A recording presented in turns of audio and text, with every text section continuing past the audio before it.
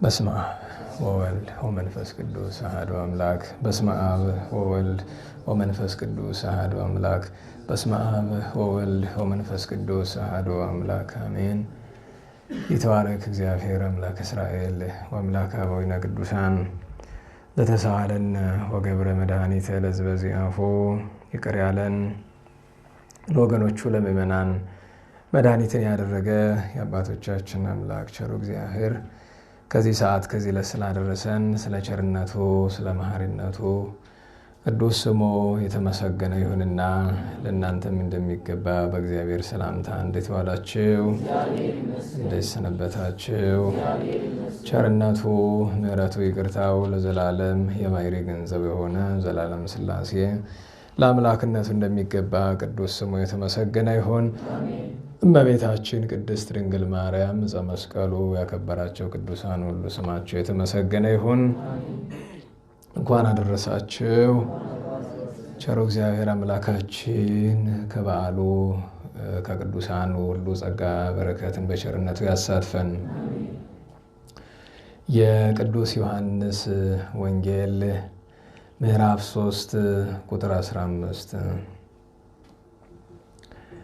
ያመነበት ሁሉ ለዘላለም ሕያው ሆኖ እንዲኖር እንጂ እንዳይጠፋ በእርሱ የሚያምን ሁሉ የዘላለም ሕይወትን እንዲያገኝ እንጂ እንዳይጠፋ እግዚአብሔር አንድያ ልጁን ቤዛ አድርጎ እስኪሰጥ ድረስ ዓለሙን እንዲሁ ወዶታልና። ዓለም በእርሱ ይድን ዘንድ ነው እንጂ በዓለም እንዲፈርድ እግዚአብሔር ልጁን ወደዚህ ዓለም አልላከውምና። በእርሱ ያመነ አይፈረድበትም፣ በእርሱ ያላመነ ግን ፈጽሞ ተፈርዶበታል። በአንዱ በእግዚአብሔር ልጅ ስም አላመነምና። ፍርዱም ይህ ነው፣ ብርሃን ወደ ዓለም መጥቷልና፣ ሰውም ሥራው ክፉ ስለሆነ ከብርሃን ይልቅ ጨለማን መርጧልና። ሥራው ክፉ የሆነ ሁሉ ብርሃንን ይጠላልና፣ ክፉም ስለሆነ ሥራው እንዳይገለጥበት ወደ ብርሃን አይመጣም። እውነትን የሚሠራ ግን ሥራው ይገለጥ ዘንድ ወደ ብርሃን ይመጣል፣ ስለ እግዚአብሔር ብሎ ይሠራዋልና። ስለ ቅዱስ ቃሉ አምላካችን እግዚአብሔር ስሙ የተመሰገነ ይሁን።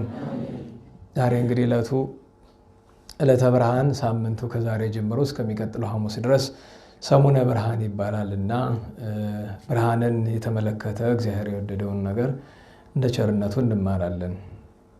ቅዱስ ኒቆዲሞስ የተባለ በአይሁድ ዘንድ አለቅነት የተሾመ በመምህርነት የተሾመ በዳኝነት የተሾመ በባለጠግነቱ በፈራጅነቱ የተመሰገነ ሰው ነበርና የጌታችንን ነገር እመረምራለሁ ባለበት በዚያ ወራት መጥቶ ጌታችንን ሲያናግረው ጌታችን ብዙ ትምህርቶችን አስታኮ ያስተምር ነበርና የብርሃንን ነገርም ጌታ በጎላ በተረዳ ብዙ ስፍራዎች ላይ አስተምሯል፣ አሳይቷልም። የብርሃንን ነገር አሳይቷልም አስተምሯልም። አንደኛው ትምህርት እዚህ ላይ ይገኛል። ቅዱስ ኒቆዲሞስ አስቀድሞ በሌሊት መጥቶ ረቢ መምህር ሆይ ነአምር ከመ ማኅበ እግዚአብሔር መጽሐይከ ከመ ትኩን መምህረ፣ በመምህርነት ተሾመ ከእግዚአብሔር እንደመጣ እናውቃለን። እስመ አልቦ ዘይገብር ዘንተ ተአምረ ዘአንተ ትገብር ዘእንበለ ዘእግዚአብሔር ምስሌሁ። አንተ የምትሰራውን ታምራት መስራት የሚቻለው እግዚአብሔር ከእርሱ ጋር የሆነለት ብቻ ነው። አላመነም ቢሉ እግዚአብሔር ያደረበት እንዲህ ይሰራል እንጂ ያላደረበት አይሰራምና ሲል ነው። አምኗል ቢሉ ዘእንበለ ዘእግዚአብሔር ምስሌሁ፣ እግዚአብሔር በሕልውናው ካለበት እግዚአብሔር አብ እግዚአብሔር መንፈስ ቅዱስ ሕልው ሆኖ በውስጡ ካሉ ከእግዚአብሔር ወልድ በቀር ማንም ይሰራው የለም እና እንዲህ ብሎ ተናግሮታል። ከዚያ አያይዞ ጌታችን አማን አማን ብለከ ዘተወልደ ዳግመ ኢይርያ ለመንግሥተ እግዚአብሔር፣ ዳግመኛ ያልተወለደ የእግዚአብሔርን መንግሥት አያይም ብሎ አለው። እሱም አያይዞ እምድረ ልቀ ይክልኑ በዊአ ውስተ ከርሰ እሙ ይትወለድ ዳግመ፣ አንድ ሰው ተወልዶ ካደገ በኋላ ተመልሶ ወደ እናቱ ማህፀን ገብቶ እንደምን ሁለተኛ ሊወለድ ይቻለዋል አለው። ሲያብራራለት ዘኢተወልደ እማይ ወመንፈስ ቅዱስ አለው። ከአብራ ከመንፈስ ቅዱስ ከማህፀነ ዮርዳኖስ ያልተወለደ የእግዚአብሔር መንግሥት ከቶ አያይም አለው። ከዚያ አያይዞ ስለ ልደት ስጋዊ ስለ ልደት መንፈሳዊ አብራርቶ ይነግረዋል። እስመ ነፋስ እስመ መንፈስ ሀበ ፈቀደ ይነፍ ነፋስ ወደ ወደደው ይነፍሳል። ይተአምር ማበሂ ይመጽእ ወሀበሂ ይሐውር ከወዴት ይመጣል ወዴትስ ይሄዳል አታውቀውም። ከመንፈስ ቅዱስ መወለድም እንዲህ ነው። አሰጣጡን እግዚአብሔር ያውቀዋል እንጂ ስጋዊ ልቡና መርምሮ አይደርስበትምና ብሎ ሲለው እፎይት ካህል ዝንቱ ይኩን የምትለይ ነገር ቸር መምህር እንዴት ሊደረግ ይቻላል ብሎ ቢጠይቀው አንተ ሊቆሙ ለእስራኤል ወዘንተ ነገር የተአምር አንተ የእስራኤል መምህር አንተ የእስራኤል አባት አንተ የእስራኤል ዳኛ ይህን አታውቅምን ብሎ አለምልሞ ገስጾታል። ከዚያ አያይዞ ስለ ብርሃን ስላመጣጡ ያስተምረዋል።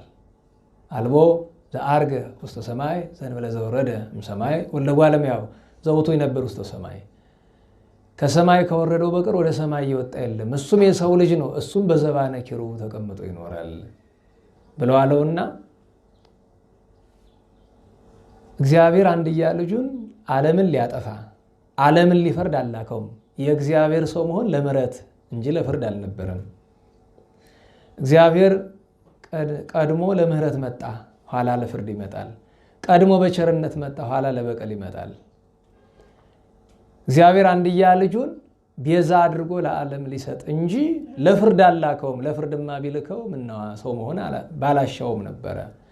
ሰው መሆኑ ለምሕረት ነው። ከዚያ አያይዞ ግን ቅድም ስናነብ ያመነበት ሁሉ ለዘላለም ሕያው ሆኖ እንዲኖር እንጂ እንዳይጠፋ እግዚአብሔር አንድያ ልጁን ቤዛ አድርጎ ሲሰጥ ዓለሙንም እስመ ከመዝ አፍቀሮ ለዓለም ይህን ያክል ወዶታል አለ። ከዚያ ምን አለ? በእርሱ ያመነ አይፈረድበትም፣ ያላመነ ግን ይፈረድበታል አይደለም ተፈርዶበታል። አለማመን በራሱ ገሃነም ነው። አለማመን ገሃነም ነው። እንደምታውቁት በዚህ ዘመን የምንኖር ሰዎች በስጋዊ መነጽር የታደልንን የታደልን የሚያሰኘን ስጋዊ መነጽር ምንድን ነው? አለማመናችንን አለማወቃችን። ሰው አለማመኑን ካወቀ ደግሞ አይጨነቅም።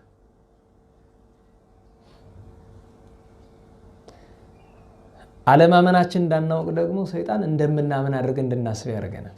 እንደ አማኝ እንድናስብ ብዙዎቻችን እንደዛ ነን አይደለም? እንዴት ዋላችሁ?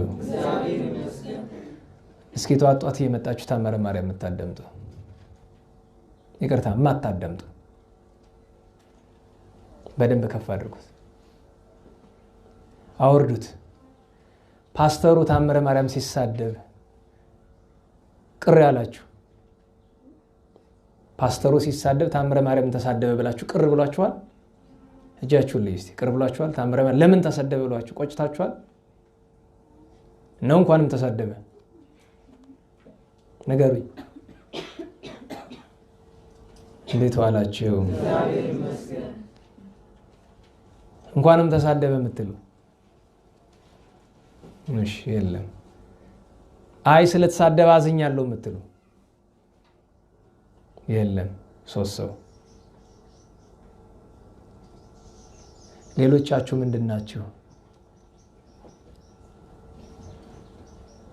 እዚህ ወንበር አለ ከፊት። ደህና ዋላችሁ?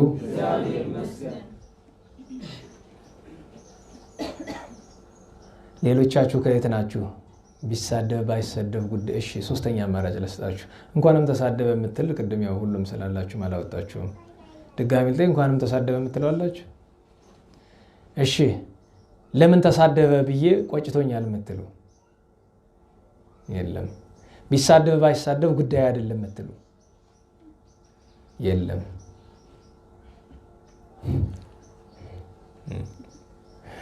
በነገራችን ዝም እየሳስበው ከእናንተ መምጣትና ከኔ መምጣት የትኛው ስህተት ይመስላችኋል? እና ከእናንተ ለመማር መምጣትና ከኔ ለማስተማር መምጣት የትኛው ነው ስህተት?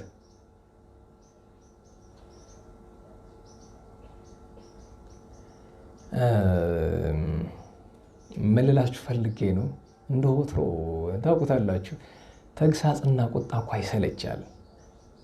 የግዴለሽነታችን ጫፍ በሜትር በኪሎ ሜትር አይለካም። ግዴለሽ የሆነው ለቤተ ክርስቲያን አይደለም፣ ለራሳችን ነው።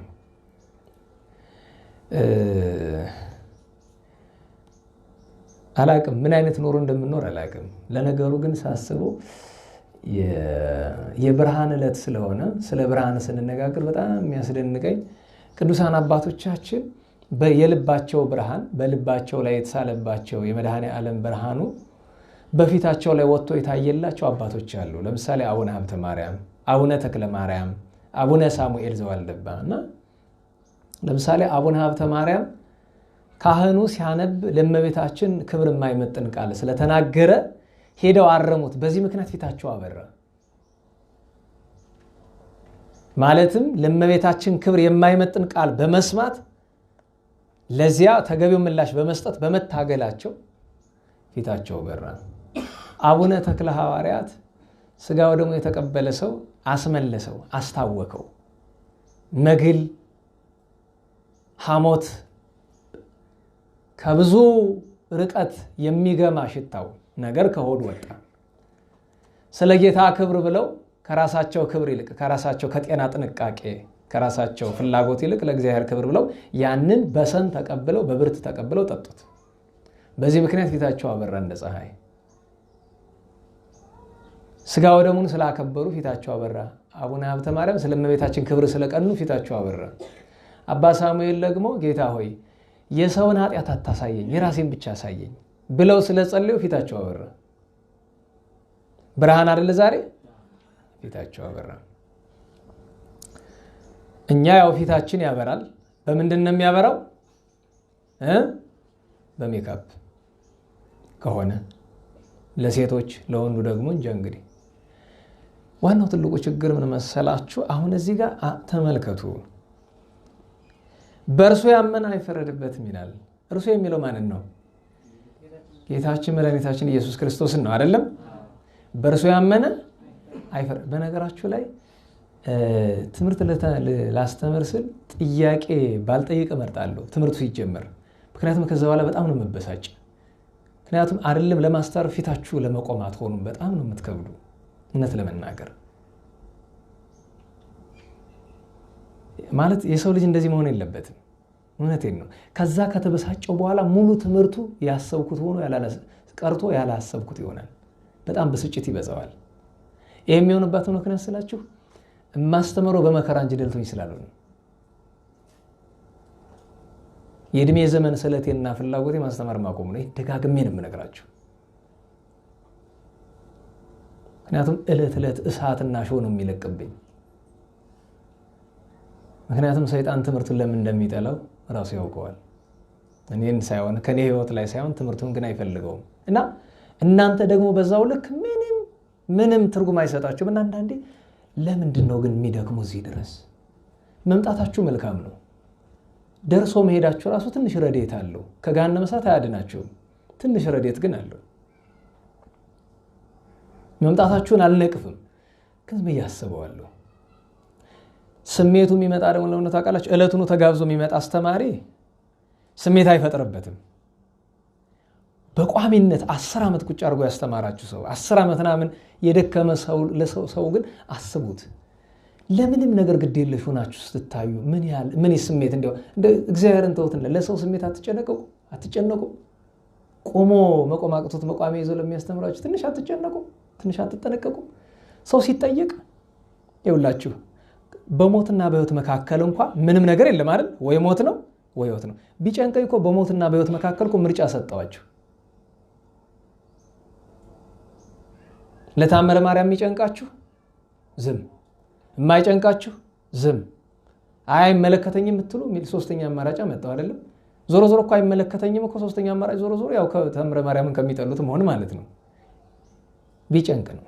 እና በእውነቱ ትንሽ ብናስብ ትንሽ መጀመሪያ ሲሆን ለራሳችን ከዚያ ከተረፍን በኋላ ለሌሎች ከዛ ለቤተ ክርስቲያን ለወገኖቻችን ብናስብ። ገሃነመ እሳት የሚባል አለ። ጌታ ተናግሯል።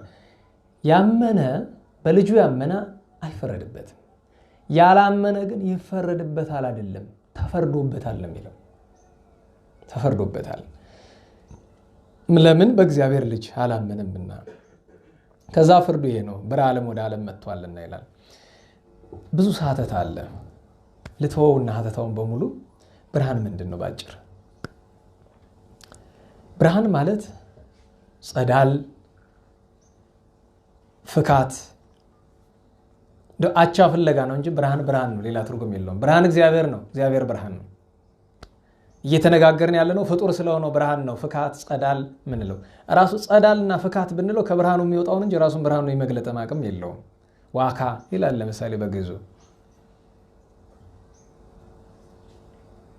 እንዲያውም እዚያ ጸሎተ ዕንባቆም ላይ ልጆች እያለን ስንማር በብርሃነ ማዕበልከ የሚለውን ማዕበል የሚባል ነገር እንዳለ ስለማናቅ ማዕበል እያልን ነበር የምናነበው። ያ የብርሃን ፍንጣቂ የብርሃን ጨረር ልክ አይጋረ ፀሐይ እንደሚባለው የፀሐይ እግር ይባላል ጨረሩ ሲመጣና ብርሃን ብርሃን ነው። እሱም የጨለማ ተቃራኒ የመልካም ነገሮች ሁሉ ምሳሌ። ብርሃን ምንድነው? እግዚአብሔር ነው። እግዚአብሔር በባህሪው ብርሃን ነው። እግዚአብሔር በባህሪው ያለውን ብርሃን ሳይሆን እግዚአብሔር ለፍጡር ይሆናል ያለውን ብርሃን ማባልቦ ሀበቦ አመጥቷል። ሲፈጥር እግዚአብሔር ስነ ፍጥረቱን ማባልቦ ሀበቦ ነው ያመጣቸው፣ በተለይ 10ው ፍጥረትን።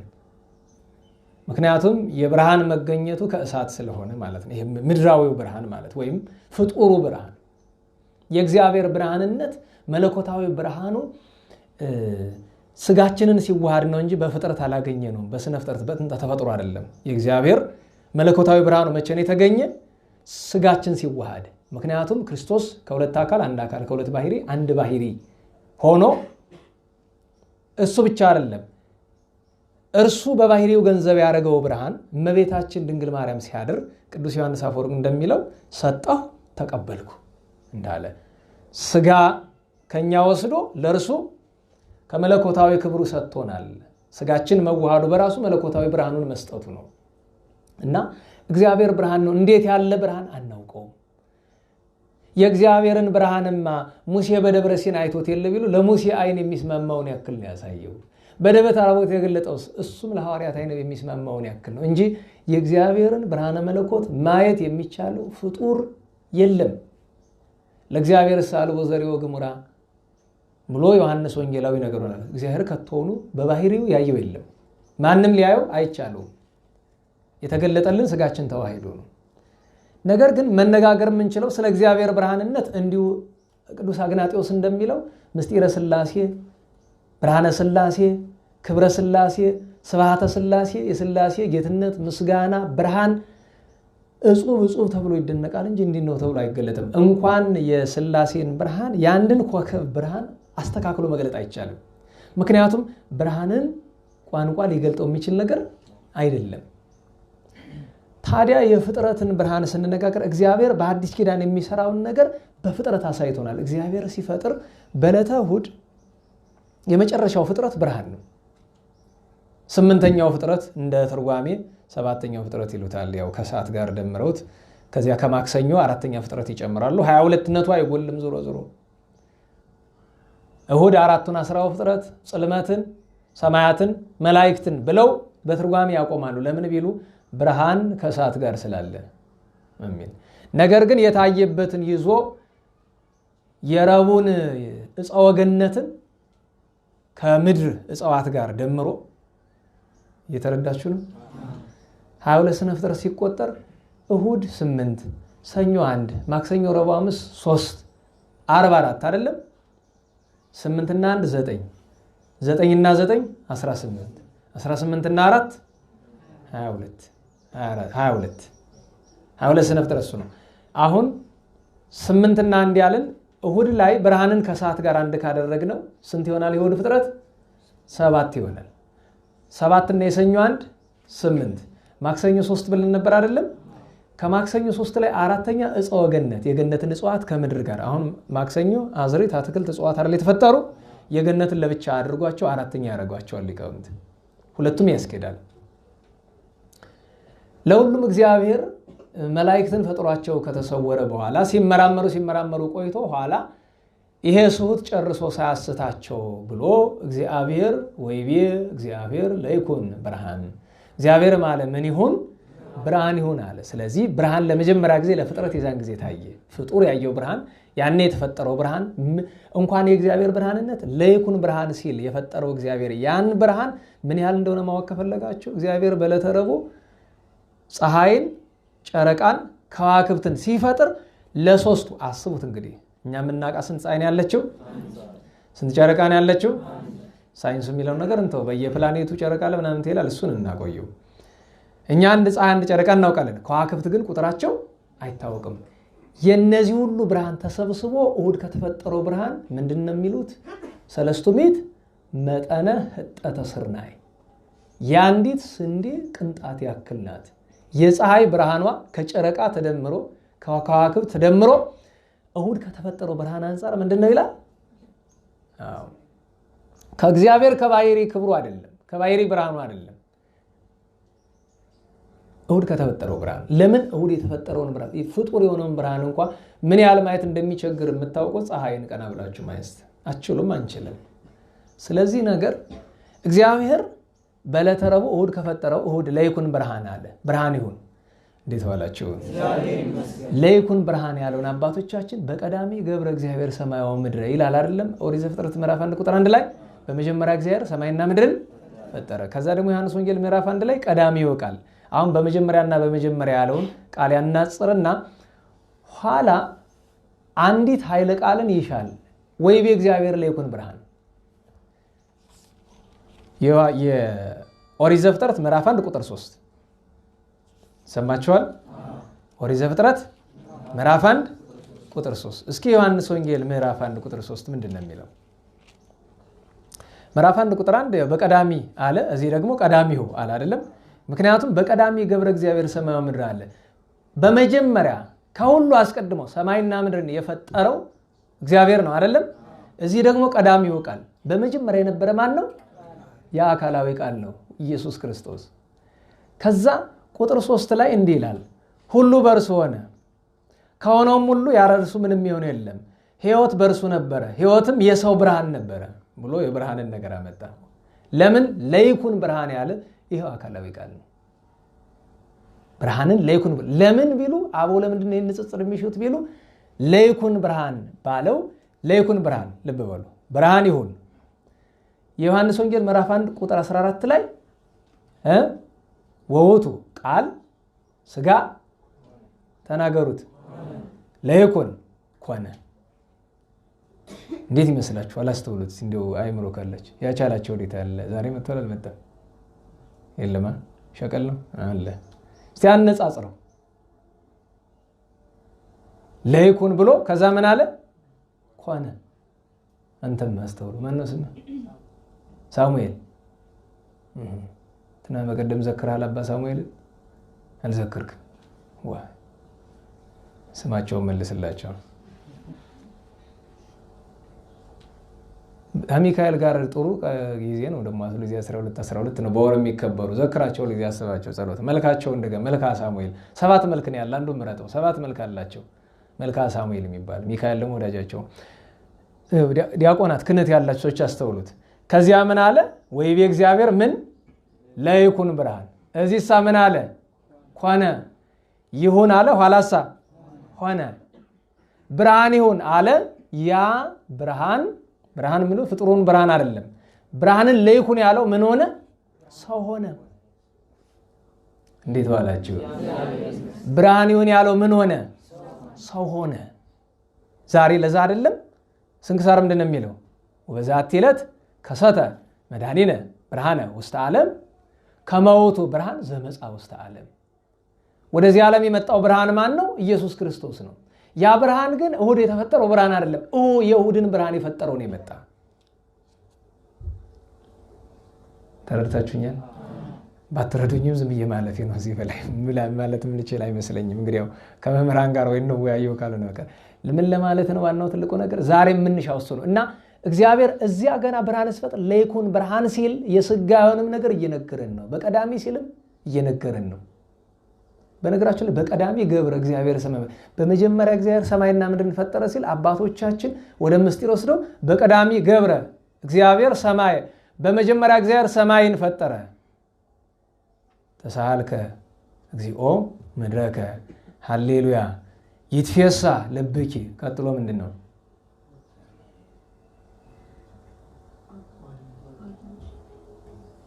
ኦ ድንግል። እሺ ወይት ላይ ያልቀርነኪ በክብር። ቀጥሎስ? በሉ ሰማይ ዳግሚት። እስቲ በሉት አትፍሩ። እኔ ቆይ ግን ስለመለሳችሁ እዚህ የሚገርፋችሁ ሰው አለ? አላወቅነውም። አንድ ነገር ነው። ሰማይ ዳግሚት። ሰማይ ዳግሚት ማናት? ነገሩኝ። አሁን አስቡት። እዚህ ሰማይ ዳግሚት አለ። እዚያ ደግሞ በቀዳሚ ገብረ እግዚአብሔር ሰማይ በመጀመሪያ እግዚአብሔር ምንን ፈጠረ? ሰማይን። ከዚያ ደግሞ ኢሳይያስን ተመልከቱት በግብረ ሐዋርያት ምዕራፍ 7 ላይ ሁልጊዜ ፍልሰታ የምታነቡት ወይቤ እግዚአብሔር ሰማይኒ መንበሬ። እንዴት ዋላችሁ? ወይቤ እግዚአብሔርም አለ ሰማይኒ መንበሬ። ሰማይ ምን ነው አለ? ዙፋኔ ነው። አስተውሉ። በቀዳሚ ገብረ እግዚአብሔር ሰማይ በመጀመሪያ እግዚአብሔር ሰማይን ፈጠረ። ከዛ ደግሞ ሰማይ ምን ነው አለ? ዙፋኔ ነው አለ። እዚህ ደግሞ እመቤታችን ምን አላት? ሰማይ ዳግሚት። ሁለተኛይቱ ሰማይ። ልብ በሉ። የእግዚአብሔር አማናዊ ዙፋኑ ማናት? አሁን በአዲስ ኪዳን። ስለዚህ ሰማይን በመጀመሪያ ፈጠረ ሲለን በምስጢር ስለ ስጋዌ እየነገረን ነው። ሰማይ ያላት ድንግል ማርያምን ነው። ዳግሚት ሰማይ አንድ በል። ወምድረ አለ ምድርንም ፈጠረ አለ። ምድርሳ ምንድን ነው ትለኝ እንደሆነ እዚያው ላይ ኢሳይያስ ይዞ ማለት ወምድርኒ መከየደ እገሬ። ምድርሳ ምንድን ነው? የእግሬ መረገጫ። ዳዊትን ጥራው ወንሰግድ ሀበ መካን ምን ውስተ መካን ሀበ ቆመ እግረ እግዚእነ። የጌታችን መጀመሪያ ሄዶ ያረፈ እግሩ ወዴት ነው? በእመቤታችን ማኅፀን ላይ ሰው በሆነበት ወራት። ስለዚህ ምድር የእግሬ መረገጫ ነው አለ። ሰው በሆነ ጊዜ እግሩ የት ነው ያረፈ? ሄዶ በማኅፀነ ድንግል ላይ አይደለም። ከዚያ ለምድርም ሌላ ይጠቅሱ አባቶቻችን ምን ይላሉ? እመቤታችን ገራይተ ሰሉስ የዕለተ ሰሉስ እርሻ አንቺ ነሽ። የዕለተ ሰሉስ ምድር ምንድናት ቢሉ ዘሪ ያልዘራባት ገበሬ ያልጣረባት ያልጋረባት ለታብቁል ምድር ሐመልማለ ባለው ቃሉን በመስማት ብቻ አዝሬት አትክልት እጽዋትን ያስገኘችው ያቺ ምድር የእመቤታችን ምሳሌ ናት። ስለዚህ ወምድረ ባለው እመቤታችንም አካላዊ ቃልን ጸንሳ የዘላለም ሕይወትን ጸንሳ አማናዊውን ምግብ እንጀራ ጸንሳ ስትወልድ የቅዱስ ገብርኤልን ድምፅ ሰማች እንጂ ዘር ምክንያት አልሆናትምና። አሁን ንጽጽሩን መመልከት እኮ ነው። እና በስነ ፍጥረት በቀዳሚ ብሎም ስጋዊውን እየነገረን ነበረ። ለይኩን ብርሃን ብሎም ስጋዊውን እየነገረን ነበረ። ስለዚህ ከዚያ ነው የሚጀምር። ከዚያ ደግሞ ለፊልና ዕለተ ረቡዕ ላይ ሲደርስ አሁን ብርሃንን ብቻ ነው ይዘን እየሄድን ያለን። ዕለተ ረቡዕ ላይ ሲደርስ የሰማችሁ ነው። ዕለተ ረቡዕ ላይ ሲደርስ እግዚአብሔር በሰማይ ጠፈር ላይ የሚመላለሱ ለሰው የሚያበሩ 3 ብርሃናት ትልቁን ዋናውን ማንን? ፀሐይን፣ ቀጥሎ ጨረቃን፣ ከዚያ በሶስተኛው ከዋክብትን ፈጠረ። እነዚህ ጨረቃ ቅዱስ አትናቴዎስ ማን ነው? ፀሐይ ቅዱስ አትናቴዎስ እንደነገረን በመዓልት ታውቃላችሁ። እግዚአብሔር አይደለም ለ1 ዓመት አይደለም ለ6 ወር ለ24 ሰዓት ፀሐይን ጨርሶ ቢያጠፋት። በነገራችሁ ላይ ደመና ሲጋረድ ፀሐይ አልጠፋችም። የፀሐይ ብርሃን ደመና አይጋርደውም። ታውቃላችሁ አይደለም? ደመና ቢጋርደውማ ምድር ይጨልም ነበር። አይጋርደውም። ደመና ጨረሩን ነው የሚጋርደው እንጂ ብርሃኑን አይደለም የሚጋርደው። የሙቀት መጠኑንም አንዳንዴ መጋረድ አይቻልም። አይታችሁ እኮ ደመና ሆኖ የወብቃላ ወበቅ የሚባል ነገር ይመጣል። ጨርሶ ግን ጨለማ ቢያደርገው ጥቁር ቢያደርገው አይናችን ወልቆ ነው የሚወድቅ። አንችለውም። ፀሐይን ስናስበው ለማብሰል ለምን ብቻ አይደለም ለአይናችን ሁሉ። ምክንያቱም አይናችን የሚያይ ከብርሃነ ፀሐይ ተዋህዶ ነው። አይናችን የሚያስተውለው የሚያየው እንደዛ ነው። በጨለማ ማናይበት ምክንያት እሱ ነው። እና ሶስቱን ብርሃናት ሲፈጥር አንዱን በቀን በመዓልት ሁለቱም በሌሊት አደረጋቸው። ፀሐይ እንድታበራልን ነው፣ ጨረቃም እንድታበራልን ነው። ከዋክብት ግር ከመያይምር ግብረ አጻብዒከ አለ። ከዋክብት እንዲያበሩልን አይደለም፣ ምክንያቱም የከዋክብት ብርሃን ወደ ምድር አይደርስም። ነገር ግን አብርቶ ብርሃን ሆኖ ይታያል። ባየነው ጊዜ ደስ ይላል። የእግዚአብሔርን ስራ ለዚያ ነው ቅዱስ አትናቴዎስ ከመያይምር ግብረ አጻብዒከ የእጆችን ስራ ያውቅ ዘንድ ከዋክብትን ፈጠርህለት ይላል። ታዲያ ሲፈጥር ይህንን ምን ለማለት ሽቶ እንደሆነ ወደ አንደኛ ቆሮንቶስ እንሄድና መቼስ ሁሉ ነገር መጽሐፍ እኮ ከዘፍጥረት እስከ ራእይ ድረስ ሁሉ የተሰናሰለ ነው፣ ሁሉ የተያዘ ነው። ዲያቆናት በማስተዋል የምታነቡ ከሆነ የዘመነ ትንሣኤ 7-8 ቀን በሙሉ የምታነቡት እንዳለ አይደለም። ምዕራፉን ታስታውሱታላችሁ። ቆሮንቶስ የሚለውን አስታውሻላችኋለሁ። የትንሣኤ ቀን የሚነበበው ንባብ ምንድን ነው? ጳውሎስ አንደኛ ቆሮንቶስ ነው። እሺ፣ ከዛ ውጭ አታስታውሱ? በየቀኑ የምትቀድሱት ለነገሩ የዛን ሰሞን ቅዳሴ ከተቀደሰ የማይቆጠር ግብረ ሰላምን ትዝቃለህ ጥብ ወዛ እንዲያውም ዛሬ ስንት ማራ ነው ያለ አሉ ተብሎ እንደሚቀለደው አይነት ነገር ነው አይደል? እንደዛ ይባላል አይደል? ድምጽ ማጓያ ይዘው እየቀደሱ ዛሬ ስንት ማራ ነው ያለ ብሎ አለ ነው እንግዲህ አልሰማውም። በዚህ ማዶ ነው አሉ፣ በእናንተ በዚህ ቢጫ በለበሰው ሰው ሀገር ነው ይባላል። እዚህ ማዶ ያለ አይኛም ቢሲ አንዳንድ ነገር ሰምተን እናውቃለን። ድምጽ ማጓውን ተጠንቀቁለት። በነገራችሁ ላይ ድምጽ ማጓው አንዳንዴ ቅድም ከፍቶት ሲሄድ አይታችሁ ከሆነ ንፋሱ ሲገባ ንፋሱን ሲስበው ነበረ። ስለዚህ እዛው ነው የምታወራው፣ ድምጽ ማጓው ሊስበው ይችላል።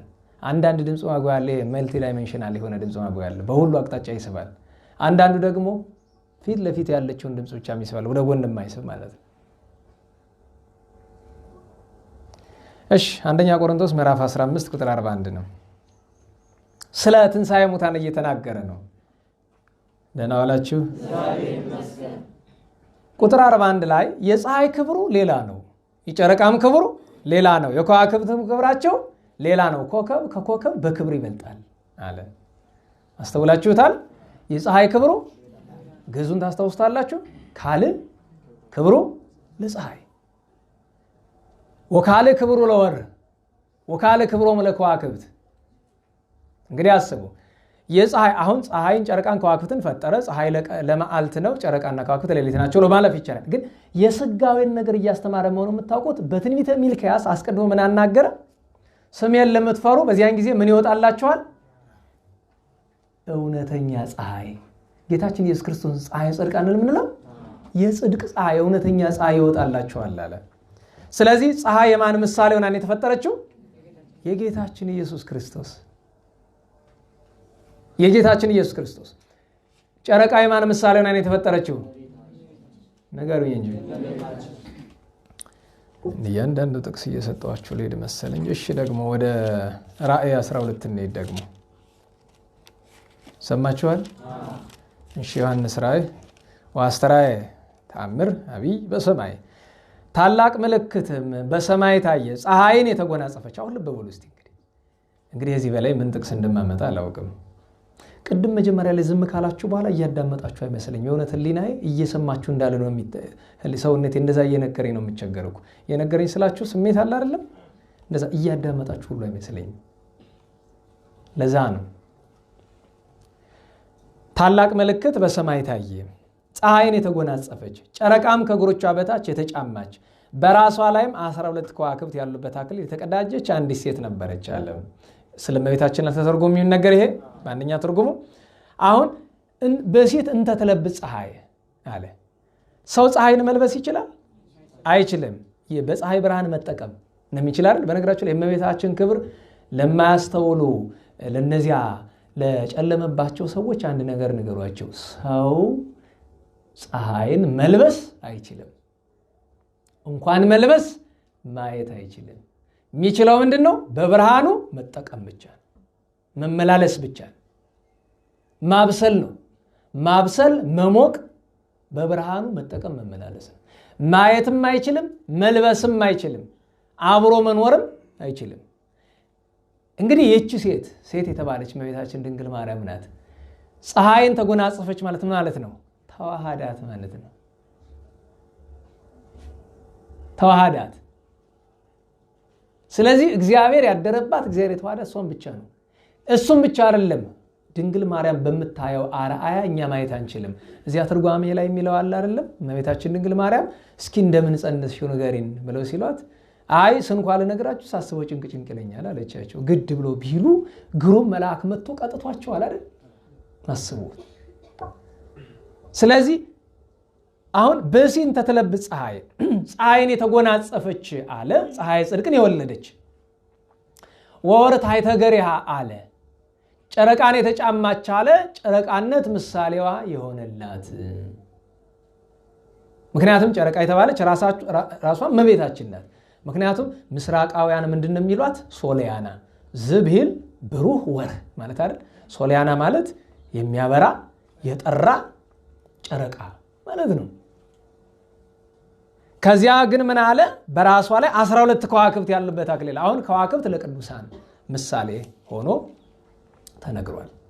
ስለዚህ እግዚአብሔር በስነ ፍጥረት የእርሱን ሰው ሲሆን በምን አርአያ እንደሚገለጥ ፀሐይ፣ እናቱን በጨረቃ ወዳጆቹን በከዋክብት መስሎ አሳይቷል። ትንቢት አናግሯል። ኋላ ቅዱስ ጳውሎስ ምን አለን? ካለ ክብሩ ለፀሐይ አለ። የፀሐይ ክብሩ ሌላ ነው ማለት ለየት ያለ ነው። ከሌላ ጋር አይነጻጸርም። የፀሐይና የጨረቃ ክብር ይነጻጸራል? አይነጻጸርም። ጌታና እመቤታችን ይናጸራሉ?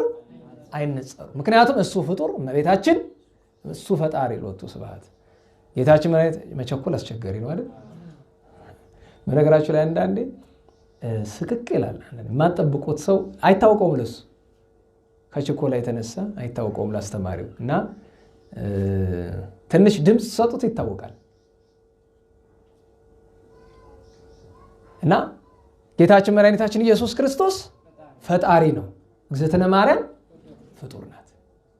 እንደገና ካለ ክብሩ ለወር ወካለ ክብሮም ለከዋክብት፣ የጨረቃ ክብሩ ሌላ፣ የከዋክብት ክብራቸው ሌላ አለ። ከዋክብትና ጨረቃ አይናጸሩም። በጨረቃ የተመሰለች እመቤታችን ናት አይደለም? ከቅዱሳን ሁሉ ተደምረው ለምን ቢባል ቅዱሳን የፈለገ ንጽህና ደረጃ ቢደርሱ እንደሷ ፍጽምት መሆን አይቻላቸውም። ከሁሉ በላይ ግን ወላዲተ አምላክ መሆን አምላክን መውለድ አይቻላቸውም። በዚህ ነገረን ልዩነቱን በጨረቃ በፀሐይ በጨረቃና በከዋክብት አንድ። ሁለተኛው አባቶቻችን ምን ይላሉ? እግዚአብሔር ሲፈጥር ጨረቃ ከፀሐይ ከዋክብት ከጨረቃ ብርሃን እንዲወስዱ አድርጓል። ሳይንሱ ላይ ይስማማበት ይችላል። ስለ ሳይንስ አይደለም የምናወራው። በተለይ የጨረቃ ችግር የለውም ከዋክብት ይወስዳሉ የሚለውን ያው ብዙ ነገር ሳይንሱ ስለሚል፣ አንድ እውነት እንድታውቁት የሚያስፈልገው ነገር ሰው ሁለት ምርጫ ነው ያለው አይደለም? የሚጋጩ ነገሮች ከመረጡ ምንድን ነው የምታደርገው? ሁለቱን ይዘህ መሄድ ትችላለህ? እንዴት ዋላችሁ? ሁለት የሚጋጩ ነገሮችን ዓለማዊ ከሆንክ ግድ የለም ብለው ሁለቱም በተለያየ ቤት አኖራቸው እንደፈለክ ልታደርግ ትችላለህ። ለምሳሌ ምንድነው የማይስማሙ ነገሮች ቢገጥሙ አንዱን አንዱ ቤት ተቆልፍበትና ስትፈልግ ለምሳሌ እርስ በርሱ የሚጋጭ መጠጥ ሊኖር ይችላል አይደል? እርስ በርሱ አንድ ላይ አድርገን ብንጠጣው አይምሮ የሚያፈነዳ የኬሚካል ፕሮሰሱ የሚጋጭ ይኖራል። አቤት አንዱን ተቆልፍበትና እዛ አይደል ትጠቀምበታለህ አንድ ቀን፣ ያን ተቆልፍና ደግሞ አንድ ቀን ትጠቀምበታለህ። የሃይማኖት ጉዳይ ከሆነ ግን አንዱ መምረጥ ግድ ይላል። አንድ ሰው በአንድ ጊዜ እስላምና ክርስቲያን ሊሆን ይችላል። አንድ ሰው በአንድ ጊዜ ከሃዲና አማኝ መሆን ይችላል። እግዚአብሔር የሚለው ነው የሚሻለው ወይስ ሳይንስ ነው የሚለው የሚሻለው? መርጠህ ወደ አንዱ መሄድ ነው። ዛሬ የቸገረን ነገር እንደምታውቁት እምነታችንን መጫወቻ ማድረጋችን የሚታወቀው ሳይንሱ የሚለውም ትክክል ነው ይላል፣ እግዚአብሔር የሚለውም ትክክል ነው ይላል። ከዛ ደግሞ ለማስታረቅ ሲጋጋጥ መከራውን ሲያይ ታየዋለህ። ለምንድን ነው ማስታረቅ የሚፈልገው? ሁልጊዜ የምላችሁ ነገር አለ አይደለም? እግዚአብሔር የሰራው ክርስትና አልጣፍጠን አለና ክርስትናን እንደገና ለራሳችን ሰራ ነው። አሁን ሁላችን የምንኖረው እኮ በራሳችን ዓለም ነው። እግዚአብሔር የሰራውን ዓለም ትተን ዓለም ብለው ክርስትና ነው፣ ምድሩን አይደለም። የሱ የሰራትን ክርስትና ትተን ራሳችን በሰራ ነው ክርስትና ነው የምንሄደውና ለዛ ነው ቅድም መጀመሪያ ላይ የደላንን ብዙዎቻችን በምድራዊ እይታ የሰማዩን እግዚአብሔር ያውቃል። እንግዲህ እና ጨረቃ ከፀሐይ ትነሳለች፣ ከዋክብት ከጨረቃ ይነሳሉ። ይህስ ምንድን ነው ቢሉ እመቤታችን ክብሯን ከማን አግኝታለች? ከጌታችን አግኝታለች። ቅዱሳን ሁሉ ክብራቸውን በማን ምክንያት አግኝተዋል? በእመቤታችን ምክንያት። እንዲህ ሁለተኛ ፀሐይ ካለ ክብሩ ለፀሐይ ሲል ፀሐይ ከጨረቃ 7 እጥፍ ያበራል። ድምቀቱ 7 እጥፍ ነው። በምን ታውቋል ብሎ በስነ ፍጥረት አበው ምን ይላሉ? ከዚያች ከስንዴ ቅንጣቷ 6 እጁን ለፀሐይ ሰጥቶ 1 እጅ አተረፈ። ከዚያ እንደገና አንዷን እንደገና ከ7 ተከፍሎ 6 እጁን ለጨረቃ ሰጥቶ ለከዋክብት የተሰጣቸው 1/49ኛው ነው። ገብቷቸዋል? ለጨረቃ የተሰጣት 1/7ኛው ነው አይደለም? ለከዋክብት የተሰጣቸው 1/49ኛው ነው። ስለዚህ ልብ በሉ ፀሐይ ከጨረቃ ስንት እጥፍ ይበልጣል አለን? ንገሩኝ። 7 በቤተ ክርስቲያን ቁጥሩ ምንድነው ትርጉሙ? ፍጹም ማለት ነው አይደለም? ስለዚህ ፀሐይ ከጨረቃ አበላለጡ እንዴት ነው? ፍጹም። ገብቷቸዋል? ፍጹም ይበልጣል። ያ ማለት እግዝእትነ ማርያምና ጌታ ልዩነታቸው ፍጹም ነው። ለምን? እሱ ፈጣሪ እመቤታችን ፍጡር ስለሆነች። እንደገና በእመቤታችንና በቅዱሳን መካከል ያለው ልዩነት ምንድነው? ፍጹም ነው። ከሷ ክብር እሷ ወላዲተ አምላክ ናት። እሷ ካለችበት እመቤታችን ካለችበት ክብር ማንም ፍጡር ሊደርስ አይቻለውም። ሱራፌልና ኪሩቤል እንኳን አይደርሱም፣ እንኳን ምድራዊ ስጋ ለባሽ እና በስነ ፍጥረት እንዲህ ያለ ትምህርት ማለት እንግዲህ ብርሃን ስንል እንዲህ ያለ ነገር አለው እና እስመ ብርሃን መጽአ ውስተ ዓለም ብርሃን ወደዚህ ዓለም መጥቷልና ወደሚለው ወደ ዮሐንስ ወንጌላው እንመለስና ትምህርታችንን እናጠቃለን። እንዲህ ይላል ቁጥር 19 ላይ ፍርዱም ይሄ ነው። ከላይ ነግሬያቸዋለሁ። ያመነ በእግዚአብሔር ልጅ ያመነ አይፈረድበትም፣ ያላመነ ግን ተፈርዶበታል አለና ፍርዱም ይሄ ነው አለ። እስመ ብርሃን መጽአ ውስተ ዓለም ብርሃን ወደዚህ ዓለም መጥቷል። ብርሃን ክርስቶስ፣ ብርሃን ወልደ እግዚአብሔር፣ ብርሃን ወልደ አምላክ አካላዊ ቃል መጥቷል። ሰውም ስራው ክፉ ስለሆነ ከብርሃን ይልቅ ጨለማን መርጧልና ወአብደረ ሰብ ጽልመተ እምብርሃን ሰው ከብርሃን ይልቅ ጨለማን መርጧል ወዷልና። ለምን ብትለኝ እስመ እኩይ ምግባሩ እስመ ኩሉ ዘእኩይ ምግባሩ ይጸል ብርሃነ ስራው ክፉ ስለሆነ ነው ከብርሃን ይልቅ ጨለማን የመረጠ። እስመ ኩሉ ዘእኩይ ምግባሩ ይጸል ብርሃነ ስራው ክፉ የሆነ ሁሉ ብርሃንን ይጠላልና። ክፉ ስለሆነ እስመ እኩይ ውእቱ ከመ ይትከሰቶ ምግባሩ ክፉ ስራው እንዳይገለጥበት ወደ ብርሃን አይመጣም። ወዘሰ ጽድቀ ይገብር እውነትን የሚሰራ ግን ይመጽእ ሀበ ብርሃን ወደ ብርሃን ይመጣል።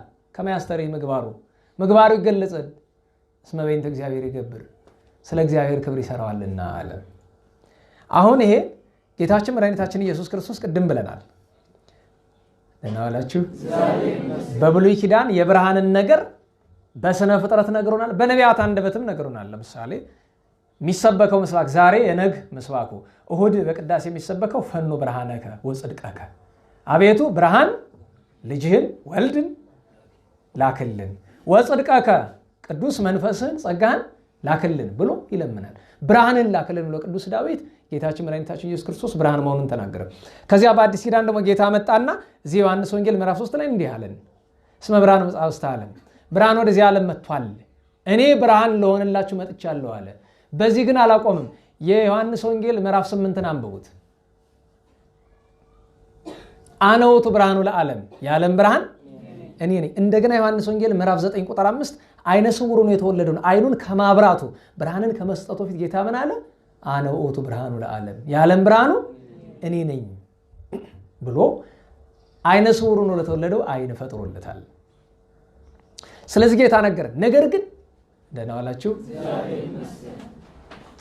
ንግግርን ስራ ሊቀድመው ይገባል። ክርስቲያን ሳይሰራ አይናገርም። ደህና ዋላችሁ። ጌታችን መድኃኒታችን ኢየሱስ ክርስቶስ በተጸነሰ ጊዜ በናዝሬት ቅዱስ ገብርኤል ሲያበስራት ዙሪያ ገባው ምን ነበረ? ብርሃን። ጌታ በቤተልሔም ሲወለድ የምን ጎርፍ ፈሰሰ? የብርሃን። ጌታ ሲጠመቅ ምን ተፈጠረ? ብርሃን። ጌታ በሆሳዕና ምን አሳየን? ብርሃን። ጌታችን በደብረ ታቦር ምን ገለጠ? ብርሃን። ጌታ በትንሣኤው መቃብሩ ላይ ምን ገለጠ? ብርሃን። በርገቱ ብርሃን። መንፈስ ቅዱስን ሲልክም እንደዚያ ነው። ለምን ቢባል ስራ የሌለው ወሬ ፍሬ የሌለው ነገር ነው። ለዚያ ነው አንድ ሰው የማያደርገውን ነገር ማውራት የለበትም። በጣም አስጨናቂው ነገር ለማስተማር እሱ ነው። ካህናት ጋር ወይም አባቶች ጋር ስናወራ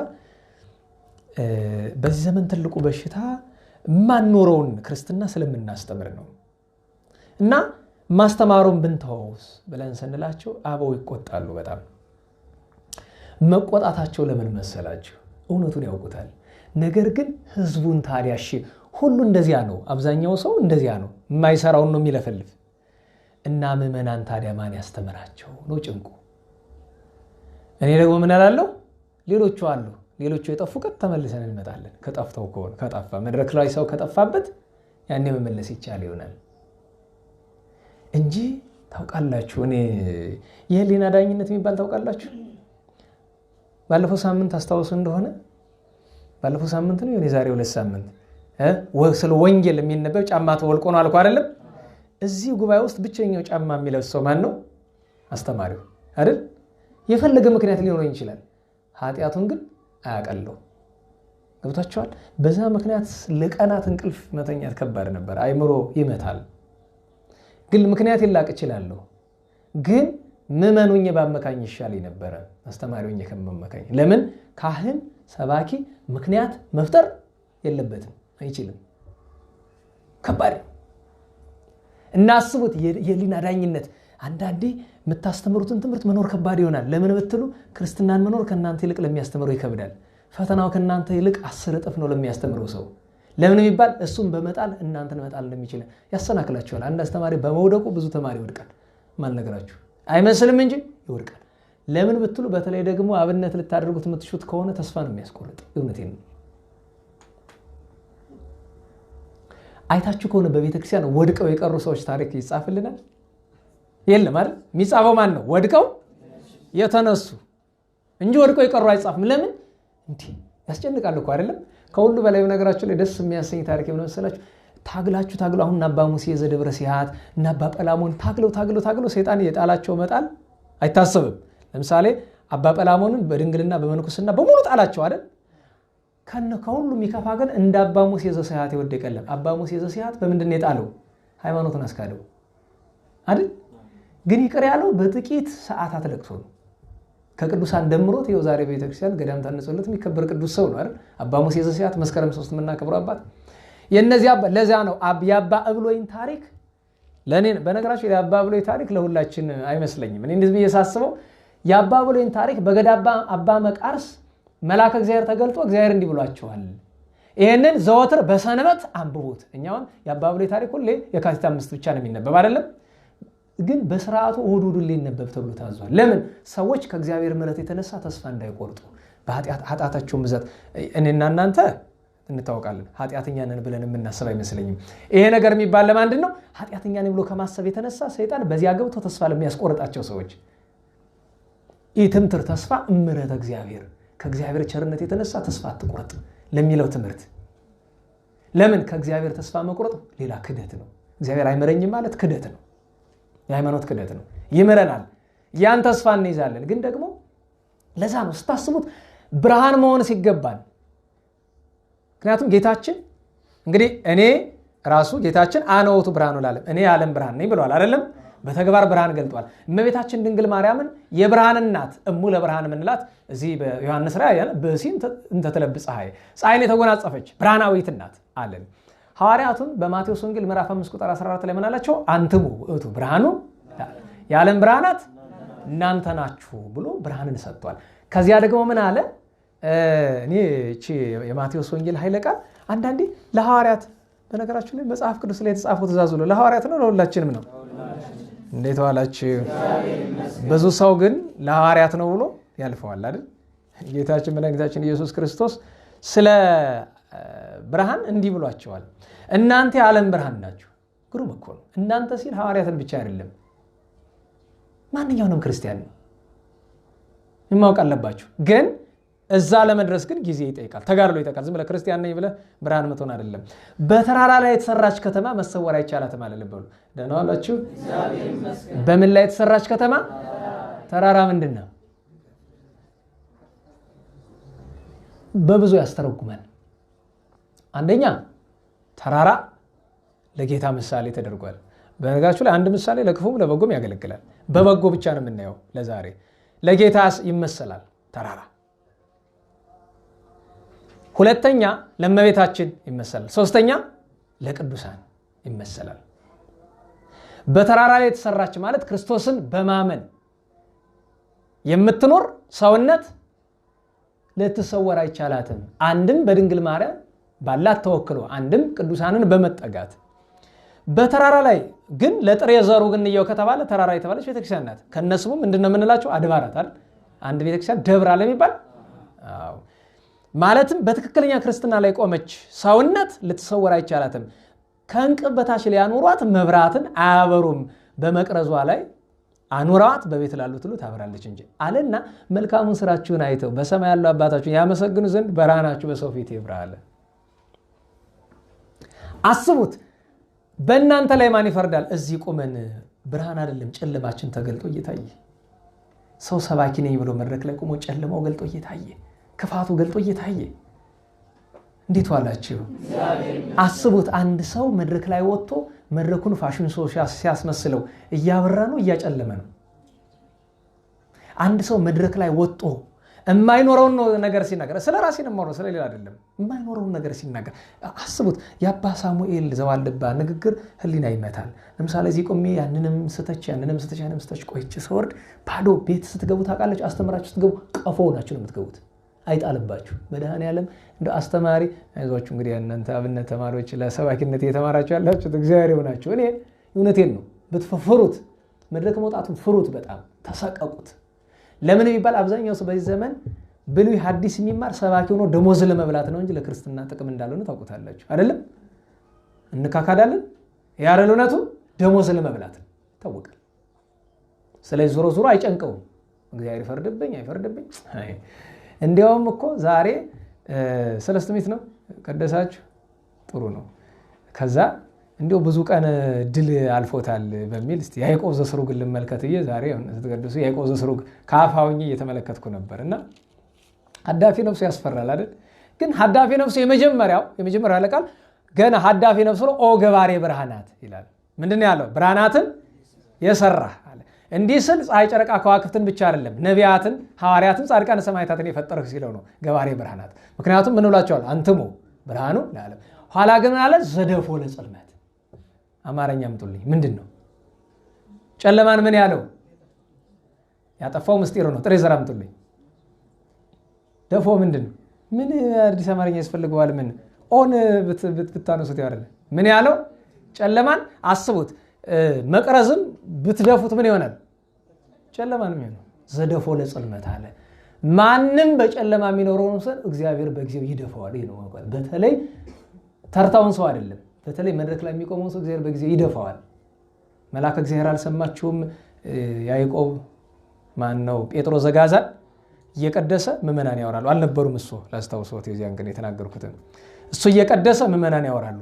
እና ብቅ ብሎ ቢያይ የሚያወሩት ሀብታሞች ናቸው፣ የተከበሩ ሰዎች ናቸው፣ ስጋዊ ክብር ያላቸው። አፍሯቸው መለስ ብሎ ገባ። ገብቶ መስዋዕቱ ሲደርስ ማጀራቱን ይዞ አወጣው። ልድፋውን እዚህ ላይ አለ። ለምን? እስመ ኀፈረ ገሥጾቶሙ። አያችሁ፣ እደፋለሁ እዚህ አለ። የእግዚአብሔር መልአክ መጥቶ ይደፋል አንድ ቀን እምቢ ካልክ። ያ እንዳይሆን ነው ማስተማር። ለዛ ነው አስተማራችሁ ስትወርዱ ቀፎ ነው የምትሆኑት። ለምን ቢባል እንኳን የማንኖረውን ነገር አልኳችሁ፣ እንኳን የማንኖረውን ነገር የምትኖሩትም እንኳን ብትናገሩ ጭንቅ ነው። ለምን? ውዳሴ ከንቱ ይሆናል። ምክንያቱም እዚህ ሰው ምንድነው የሚያስብ? ስትናገሩ ብዙ ሰው የሚያስበው ይሄ ሰው የሚኖረውን ነው የሚያስተምረው ለሚያስብ አይደለም። አበው ምን ይላሉ? ሰዎች ስላንተ ከሚያወሩት አትርፈ ስራ። ለምን? የሚያወሩትን ያክልማ ውዳሴ ከንቱ ስለባል። አያችሁ የመድረክ ሰው መሆኑ ችግሩ። አሁን እኔ ያንቺን ማን ያቅልሻል? ማንም። ያንቺ ማን ያቅልሻል? ማንም። ያንተን ማን ያቅልሃል? ቢበዛ ምህል ላይ ቀርብ ነው የምትባል። እሱን ደግሞ 3 ቀን ቆይቶ ይረሳልሃል፣ ትርጉምም አይሰጠው። በዚያ ላይ ደግሞ ምህላ ስታደርሱ በነገራችሁ ላይ አይ ምህላ ላይ ግን እኮ ጸሎት ለካ ለብቻ ጥሩ ነው እላለሁ። አንዳንድ ጊዜ አንዳንዱ ሰው አይኑ ይሰርቃል፣ አንዳንዴ ዝም ብዬ ያንዳንዱ ጉሮሮ ይሰርቃችኋል። እና ደግሞ ስታዩ ስትጎነበሱ በእንተ ማርያም ስትሉ አንደኛ ነገር እንዲያው ዝቅ ስትሉ ለምንድን ነው ወገባችሁ እንደዛ ገሮ ባንገታችሁ የምትወዛወዙ? ለምንድን ነው ወደም ዝቅ የማትሉ? ኩራት ነው? አስቡት እስኪ። ስለ እመቤታችን ማረን ብሎ በሸብረክ ማለት ማንን ይጎዳል? አንድ እሱ ብቻ አይደለም ደግሞ ስትጎነበሱ ዝብርቅርቅርቅ ነው የሚል 3-4 አይነት ለምንድን ነው? በአንድ ቡድን ያለው እንኳ አሁን በእኔ ጎን ያለው ይሄ ዛሬ ምሳሌ አሳዳሪው ሳይሆን አዳሪው ቡድን በእንተ ማርያሙን ከኛ ጋር ስግደቱን ከነዚያ ጋር እና አንተ መድኃኒዓለም ፊቴን ወደዛ በመስኮቱ ደግሞ ወደ መስኮቱ ዞር ሰው ሲያልፍ ሲያገድም ይታያል። እሱም ይሰርቃል። ችግር እኮ ነው። ለጸሎት እኮ ጭንቅ ለዛ እኮ ነው መጽሐፍ ምን አለ? ወደ ቤት ግባ ደጅህን ዝጋና ጸልይ አለ። ግን ደግሞ የበለጠው ክብር ያለ ማህበር ጸሎት ላይ ነውና ግድ ትመጣለህ። ደግሞ ለሁሉም እንግዲህ የብርሃን ነገር ጌታችን እንዲህ ብሎ አስተማረ። ታዲያ ወደ ማጠቃለያው እንምጣ፣ ሰዓት እንዳይሄድብን። ማጠቃለያችን ምንድነው? እስኪ ጌታችን መድኃኒታችን ኢየሱስ ክርስቶስ የተናገረውን ኃይለ ቃል እናስተውለው። ብርሃን ወደዚህ ዓለም መጥቷል። ሰው ግን ስራው ክፉ ስለሆነ ከብርሃን ይልቅ ምንን መርጧል አለ? ጨለማን መርጧል። የትምህርቱ ርዕስም እሱ ነው። ጨለማን መርጧል። ለምንድን ነው ጨለማን የመረጠው? ለምን? ጨለማ ምንድን ነው? ኃጢአት። ጨለማ ምንድን ነው? ንስሐ ለመግባት። ጨለማ ምንድን ነው? ክህደት፣ አለማመን። ጨለማ ምንድን ነው? ስጋው ደግሞ አለመውሰድ። ጨለማ ምንድን ነው? ፍቅር ማጣት። ጨለማ ምንድን ነው? ትዕቢት። ጨለማ ምንድን ነው? ቁጣ። ወደ ራሴ መጣሁ አይደል? እውነቴን ነው። በጣም ትልቅ ጨለማ እኮ ነው። ያዕቆብ የሌለ የሰው ቁጣ የእግዚአብሔርን ጽድቅ አያሰራም ይላል። እኔ አንዳንዴ ከአቅም በላይ የሆነ ነው እንጂ እኮ ማናችሁንም መቆጣት አይገባም። በእርግጥ መጽሐፍ ተመኡ ይላል አይደል? አትበድሉ አለ እንጂ ተመኡ ብሏል። ተግሳጽ አይጠላም። ነገር ግን ቁጣ ልክ አለው፣ መጠን አለው። ተግሳጽ መጠን አለው። ዝም ብሎ ደግሞ አለ ልክ ሰው ጆሮ ላይ ሲጮህ መዋል አይገባም። እና ጨለማዎችን እየተረዳችኋቸው ነው። አለማመን፣ ክህደት ጨለማ ነው። ስለማመን አሁን ብርሃን አትፈልጉም? ወደ ብርሃን በብርሃን መመላለስ እንፈልጋለን አይደል? ስለዚህ እግዚአብሔርን ማመን አንፈልግም? እንደምናምን ማሰባችን እንደጎዳን አታውቁም? እምነተ ጎዶሎች መሆናችሁን አታውቁም? መሆናችንን አታውቁም? እሱን እንወቅ። ሰለጠንን የሚሉ ሰዎች የሚሉት ነገር አለ። እስካሁን አታውቅም፣ ስለዚህ አሁን አውቃል ማለት ነው ይላሉ አይደል? እሺ አሁን ጀምረን እንወቅ። እምነተ ጎዶሎች እንደሆነን እንወቅና እምነት እንለምን። ሐዋርያት ምን ብለውታል? እምነት ጨምርልን አይደለም? ሌላኛውሳ ጨለማ ማለት ኃጢአት ነው። ብርሃን ማለት ንስሐ ነው። ስለዚህ ከጨለማ ወደ ብርሃን ወደ ንስሐ መምጣት ያስፈልጋል። ጨለማ የተባለ ፍቅር ማጣት ነው። ፍቅር ማለት ሃፒ በርዝዴይ ማለት ነው ብሎ የሚያስብ ማህበረሰብ ይዘናል ለምንኖር። ፍቅር ማለት ሃፒ በርዝዴይ ማለት ነው አይደለም? ሰዎችን የልደታቸው ቀን ጠብቆ መልካም ልደት ላንቺ ላንተ ይላል። እኔ በነገራችሁ ላይ እስቲ እንደው በሞቴ እንደው ሃፒ በርዝዴይ ቱ ዩ ምናምን የምትሉ ሰዎች እንደው በሞቴ ኢንተርኔት ሳትጎለጉሉ ማንንም ሳትጠይቁ ማን የጻፈው ግጥሙ ዜማዊ ማን ነው? ዘፈን አይደል? ዘፈኑ የማን ነው? አንዳንዴ ተውትና በስጋዊ ደረጃ ማን እንደጻፈው እንኳን ሳታውቁ ሃፒ በርዝዴይ ለእንትና ይላል። ጨለማ ማለት ይሄ አይደል? ጨለማ አስቡት። የቅዱሳንን ልደት ጋርዶ ትቶ የራስን ልደት ማክበር ማለት እንደ ጋኔን አመስግን ቢሉት አመስግኑኝ፣ አምልክ ቢሉት አምልኩኝ እንዳለው እኮ ነው። የጌታን ልደት የቅዱሳን ልደት አክብር ቢሉት የኔን አክብሩልኝ። ስለዚህ ምን ይባላል? ሰው ሰይጣን ሲሆን ልደቱን ያከብራል። ደጋግመን ተናግረናል። እና ስለዚህ ለዛ ነው ወአብደረ ሰብእ ጽልመተ ብርሃን። ለምን? እስመ እኩይ ምግባሩ እስመ ኩሉ ዘእኩይ ምግባሩ ይጸል ብርሃነ። አሁን አስቡት፣ ምግባሩ ክፉ የሆነ ሁሉ የመጨረሻ ማጠቃለያችን ምንድነው? ምግባሩ ክፉ የሆነ ሁሉ ብርሃንን ይጠላል ማለት ከላይ ብናየው ብርሃን የተባለ ክርስቶስ ነው። ክርስቶስን ይጠላል። ክርስቶስን የሚጠላ ማን ነው? አማላጅ የሚል ሁለቱ ስብሐት፣ ነብይ የሚል ሁለቱ ስብሐት ክርስቶስን ይጠላል። ሁለተኛ ብርሃን የተባለች ድንግል ማርያም ስራው ክፉ የሆነ ሁሉ ማንን ይጠላል? እመቤታችን ይጠላል። ታምሯን ይጠላል። ደግነቷን፣ ፍቅሯን ይጠላል። የራሱን ነገር ይተርካል። በቆሻሻ ሶፍት አዳንኩ እያለ የራሱን እየተረከ እመቤታችን ግን ድንቅ ያደረገችበትን የድንቅ ስራ። በነገራችሁ ላይ እመቤታችን ተአምር እስካሁን ድረስ የምናውቀው በጣም ብዙ የሚባለው ወደ 600 አካባቢ ነው አይደለም? በአንድ መጽሐፍ ያለ ልንገራችሁ። እዚህ ቤተክርስቲያን የተሰራውን ብንመዘግበው ብዙ ሺህ ይሆናል። በአታ ላይ አሁን ለምሳሌ የባታ ታያላችሁ አይደለም? ሌሊት በሙሉ እስቲ ባታ ያመጣ ሶስት ባቶች ለምሳሌ ሌሊት ሙሉ ሲነገር ያድራል አይደል? ታምሩ ደሞ ይውላል አይደል? በእርግጥ አልወደውም። ምክንያቱም ተአምር እንዲናቅ ተደረገ። በጣም እንደው ምክንያቱም ሰው እንደ ተርታ ነገር ማየት ጀመረ። እሱ ደግሞ ሁሉ ነገር እኮ ታገኘ ተብሎ እኮ ምስጢር አይዘራም። ባለፈው ነገርኳችሁ ጌታ ደብረ ታቦር ላይ ብርሃኑን የገለጠ ለምን ከተማ አላደረገውም ቢሉ ከተማ ቢያደርገውማ ምስጢር አፈሳ ነው። ተአምር ሲነገር እኮ ሁሉ አይነገርም። በነገራችሁ ላይ ተአምር ተመርጦ ነው በድምጽ ማጓ የሚነገር፣ ሁሉ አይነገርም። ከተአምርም ይመረጣል እኮ ስለ ሰው እኮ በነገራችሁ ላይ ግብዣ እኮ ሰው ይመረጥለታል፣ ወንበር ሰው ይመረጥለታል። ወንበሩ ላይ አይቀመጥበትም እኮ። አፈሳ ጥሩ አይደለም ለሚገባው። ግን ወደ ዋናው ጉዳያችን እንመለስና ያንዱ ቀን እንኳን ቢጻፍ ራሱን ችሎ አንድ ሙሉ ተአምረ ማርያም ይወጣዋል እኮ።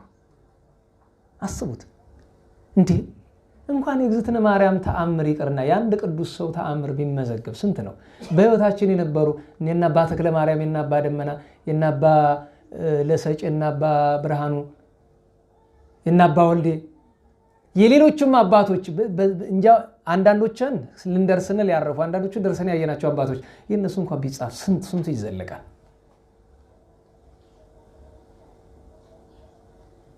እና በእውነቱ ስራው ክፉ የሆነ ሁሉ ብርሃን የብርሃን እናትን ብርሃናዊት እናትን ድንግል ማርያምን ይጠላል። አንድም ስራው ክፉ የሆነ ሁሉ ቅዱሳንን ይጠላል። ተክለ ሃይማኖትን ዘራ ቡሩክን አይደል ሰው ዮሐንስ የተባለ እውነት ለመናገር ሰው አቅሙን አለማወቁ ይገርመኛል አይደል? እንደው ሰው እኩያ ቢፈልግ ምን አለ? ደህና ዋላችሁ። እኩያ ሁሉ ጊዜ እኩያ በእኩያ አይደለ? አንደኛ ዲግሪ ያለው ከዶክተሩ ጋር ክርክር የለው ማለት እኩያ እንፈልግ ነበር። እኩያውን ቢፈልግ ምን አለ? መጥቶ እንደው እኛ ጋር እኩዮቹ ጋር እኛም እኩዮቹ ከሆነ ነው ምን አለ መጥቶ ቢነጋገር። ሰው አቅሙን አለማወቅ ቀና ብሎ ቅዱሳን ጋር ግን መለስ ብለን ግን አንዱ እውነት እንዳትረሱት። ብርሃንን ይጠላል የተባለ ግን ሰውየው በአፉ ጥላቻውን ገለጠ። እኛ ባናኖራችን ጥላቻችን እየገለጥን ቢሆንስ? ታምረ ማርያም የማይሰማ ሰው የሚወድንም ይጠላል። ታምረ ማርያም ትሰማላችሁ? ታምረ ማርያም እናዳምጣለን ስራዬ ብለን ይሄ ነገር ወቀሳው ወደ ካህናት ወደ ዲያቆናትም ይሄዳል አይደል? ሁላችንም ጋር ይመጣል። ለምን ይባል? ታምርም ሲነበብ ቁጭ ብሎ ተገናንቦ ግል ጸሎቱን የሚጸልይ ብዙ ሰው አለ። የሁላችን ስህተት ነው እንግዲህ እንዳልኳችሁ እንዳንፈርድ ካህኑ ሌላ የጸሎት ሰዓት ያጣል። ያቺ ናት እንግዲህ አገልግሎት ያድርና ያቺ ክፍተት አገኘሁ ብሎ በዚያ ሰዓት ጸሎት የሚያደርሰው አለ። ለክፋት አይደለም ግን ቢሆንም ታውቃላችሁ ዛሬም ድረስ በላስታ በአንዳንድ ስፍራ የጥንቱ ስርዓት አለ።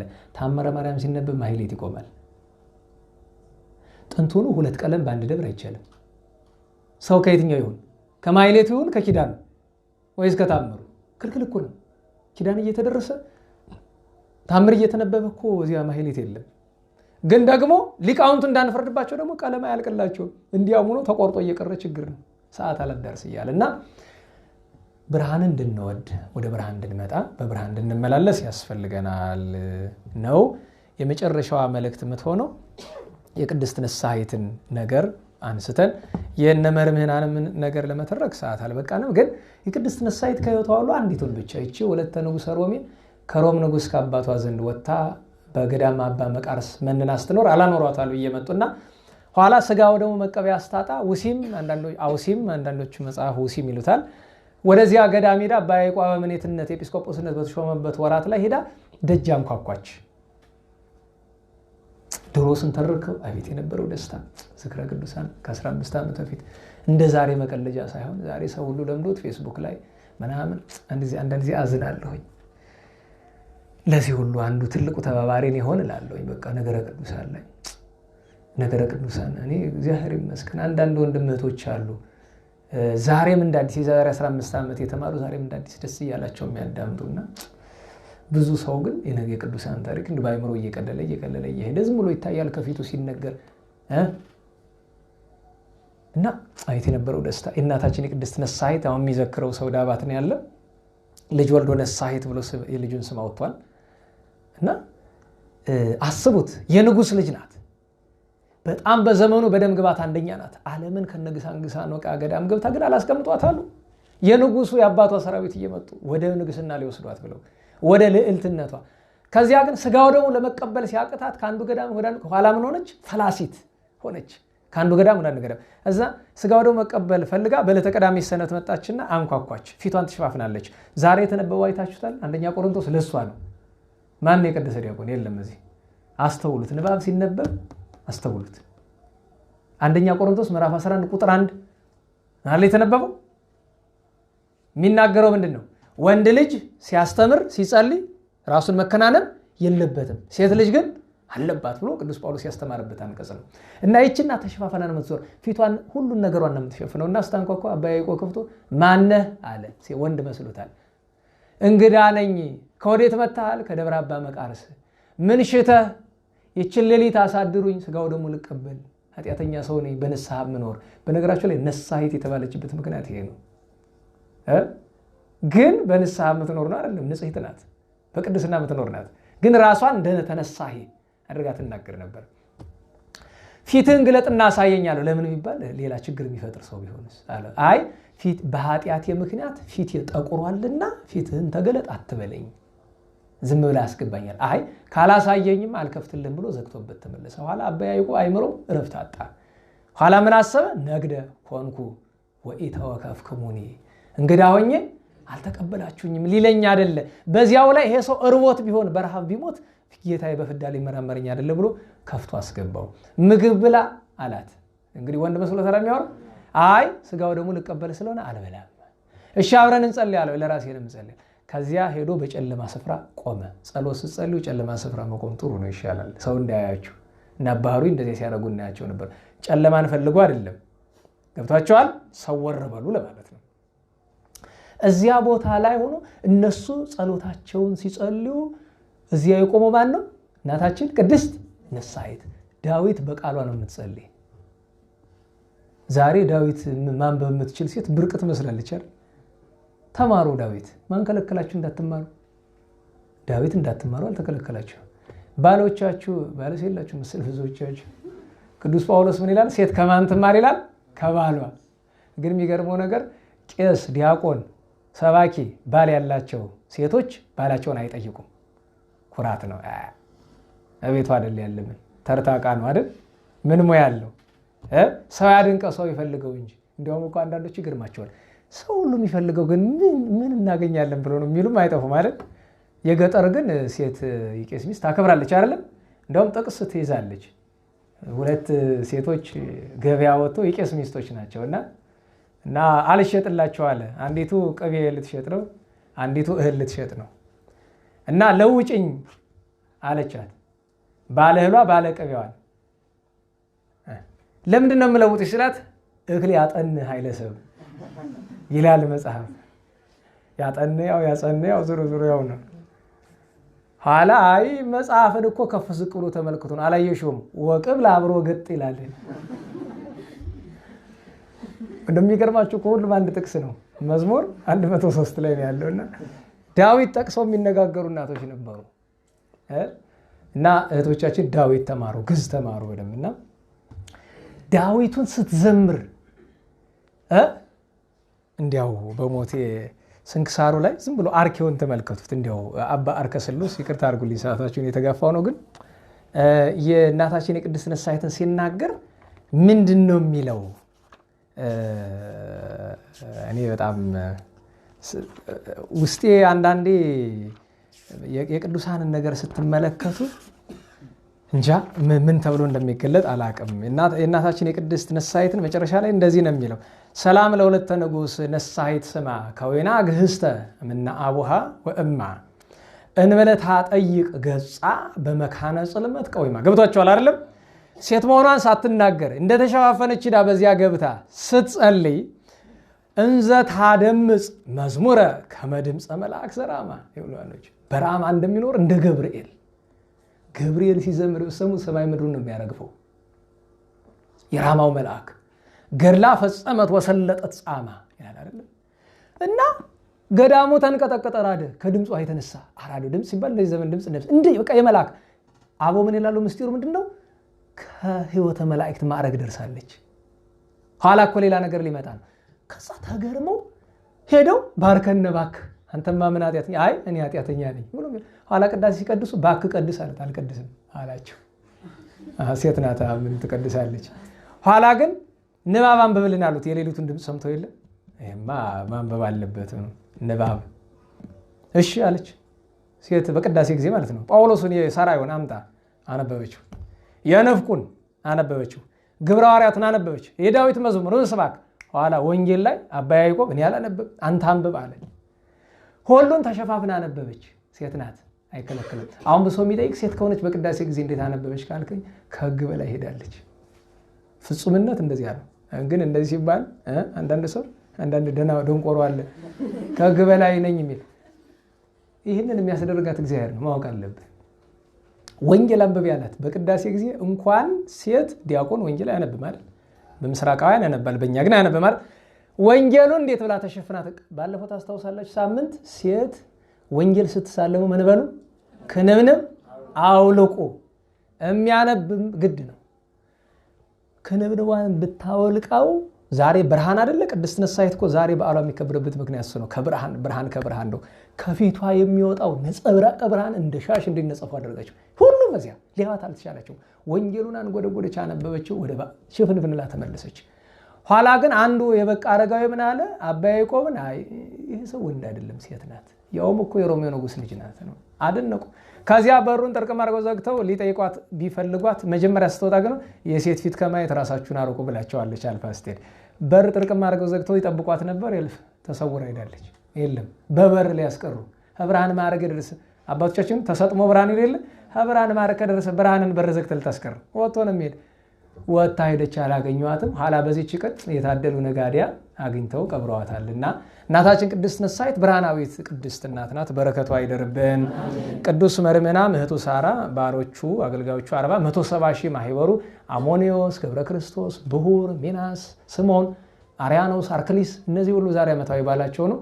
እሁድ ምናልባት የነ ቅዱስ መርምናምን ጊዜ ካገኘን እንተርካለን። የቅድስት ነሳይት ዓመት ሳይተረክ መታለፍ ስለሌለበት ነው። እግዚአብሔር አምላካችን ብርሃን ነውና ብርሃንነቱን ሰጥቶ ንስሐ ገብተን ስጋውን ደሙን ተቀብለን ከሰማዩ ብርሃን እንድንሳተፍ ቅዱስ ፈቃዱ ይነልን። ከብርሃናዊት እናት ከእመቤታችን ድንግል ማርያም ከንጽሕት እናታችን ከቅድስት ነሳሂት ከሌሎችም ቅዱሳን ጸጋ በረከት ያሳትፈን። ስብሐት ለእግዚአብሔር ልዑል ወለወላዲቱ ድንግል ወለመስቀሉ ክቡር ዕፀ ሣህል አሜን።